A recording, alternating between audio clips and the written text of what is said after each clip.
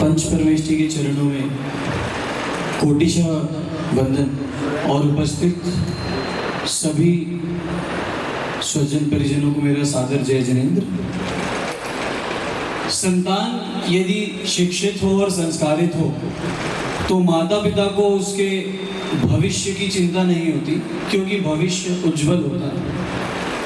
ठीक इसी प्रकार यदि हमारे परिवार के वरिष्ठ जन यदि संलेषणा और इस प्रकार की साधना करके जावे तो हमें भी उनके भविष्य यानी भवों के जो भविष्य होती है उसकी कोई चिंता नहीं होती, बल्कि हमारे हृदय में न केवल एक निश्चिंतता बल्कि एक प्रेरणा भी मिलती है कि अब उनका उज्जवल भविष्य और सद्गति होगी।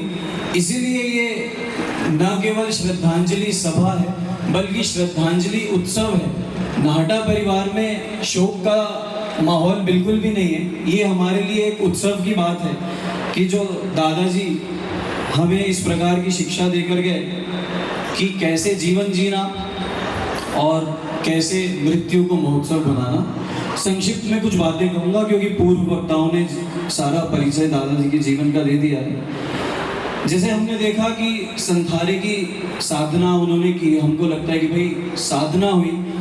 मैं जो देख पाया मुझे ये समझ में आया कि ये साधना नहीं, उनकी जीवन भर की साधना का प्रतिफल था जो अंत समय में संथारे के रूप में सामने आया, उदय में आया। दूसरा स्वभाव, क्योंकि उनका जैसे कि सभी ने बताया कि विनम्र था, सरल था और मंद कषाई थे। इस सरलता और मंद कषाय के कारण दादाजी के अंत समय में भी उनकी जो वेदना थी वो उनको क्रोध आदि या तकलीफ ये कषाय दे नहीं पाई। ये भी उनके जीवन की साधना का ही प्रतिफल था। हमारे परिवार में जब दादाजी लोग 6 भाइयों का परिवार जीवित था और किसी को भी कुछ मेडिकल इमरजेंसी होती या हॉस्पिटल जाना, ऑपरेशन कराना, तो जो भी जाए साथ में पदम दादाजी हमेशा जाएंगे और उस हॉस्पिटल का और पूरा मैनेजमेंट देखते थे। वो सेम चीज़ आप हमको लग रहा है कि भाई दादाजी की इतनी सेवा करी, दादाजी ने सेवा करी थी, ये भी प्रतिफल है उसका कि उनको ये सेवा मिल गई। तो ये इस प्रकार सारे जीवन की उनकी साधना आती रही। सन 2005 में नैनपुर में हमारे घर में एक भीषण डकैती हुई। उसमें दादाजी को बहुत चोटें आई, लगभग आधा ब्रेन उनका उसमें क्षतिग्रस्त हो गया। लंबे समय तक उन्होंने उसकी तीव्र वेदना झेली और वो वेदना भी उन्होंने जितनी क्षमता से झेली वो प्रैक्टिस थी कि अंत समय में जब दोबारा उसी स्तर की वेदना आएगी तो समाधि कैसे टिके, कैसे शरीर और आत्मा अलग अलग है, ये भेद ज्ञान की प्रैक्टिस वहाँ से चालू हो गई थी और वो फिर से अभी हमको रिजल्ट दिखा। तो ये हमको अंत समय में बड़ी सारी साधनाएं दिख रही है कि उनकी सेवा हो गई, उन्होंने संथारा ले लिया, 9 उपवास भी कर लिए, सारा जीवन जैसा जिएंगे वैसा प्रतिफल अंत समय में आता है। ये ज्ञानियों से सुना हुआ है, यही हमने अभी देखा। अभी एक बड़ा ही ज्ञानी लोग बताते हैं कि एक सिद्धांत है कि देह दुखम महाफलम, कि शरीर यानी देह को जो दुख होता है वो महान फल देने वाला है। तो भाई कैसा महान फल देगा कि सुख यानी देह में जब दुख नहीं आता तो हमको भेद ज्ञान प्रकट नहीं होता, ध्यान शरीर पे स्थिर रहता है। और जब दुख सहने की प्रैक्टिस हो जाती, क्योंकि अंत समय में तो भीषण वेदना होती कि ऐसी वेदना कभी जीवन में देख ही नहीं सके, तो जब जीवन भर थोड़ी वेदना को हम प्रैक्टिस करते हैं तो उसका फल हमको ये मिलता है कि अंत समय में हमारा आर्द्र ध्यान और रौद्र ध्यान होता नहीं और हमारा मन समाधि में स्थिर रहता है। दादाजी के जीवन में तो ये अवसर आ गया, बहुत सारी नेट प्रैक्टिस करने को मिल गई ताकि फाइनल का मैच बढ़िया हो जाए।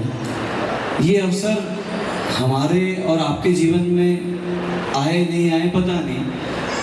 आखिरी, क्योंकि समय की तो मर्यादा है, चंद लाइनें बोल के मैं वाणी को विराम दूंगा। एक महापुरुष का बड़ा ही अच्छा स्तवन है इसमें, उसकी कुछ लाइनें रखता हूँ आपके सामने। अवसर बेर बेर नहीं आवे, अवसर अवसर बेर बेर नहीं आवे, ज्यों जाने तू कर ले भलाई, जन्म जन्म सुख पावे। ज्यों जाने त्यों कर ले भलाई, जन्म जन्म सुख पावे।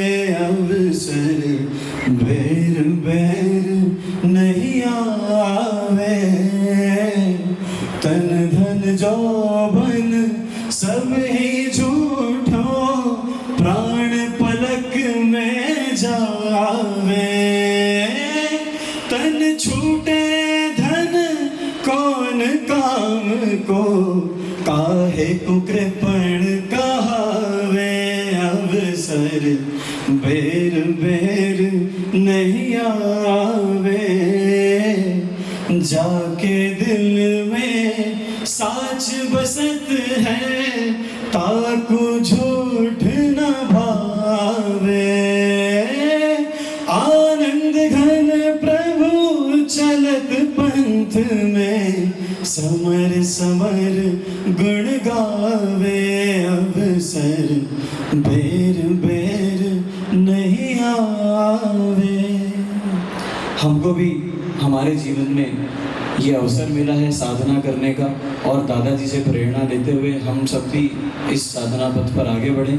आप सभी यहाँ पर इस उत्सव में हमारे साथ आए, इसका हृदय से धन्यवाद देते हैं कि आपने इसे वास्तव में उत्सव के रूप में मनाने का हमें अवसर दिया। हमें शोक में ना ढकेलते, समाज में जो संधारा की परंपरा है उसको कैसे आगे बढ़ना है उसमें साथ दिया, सहयोग दिया। परिवार की तरफ से सभी को बहुत बहुत धन्यवाद और जय जय।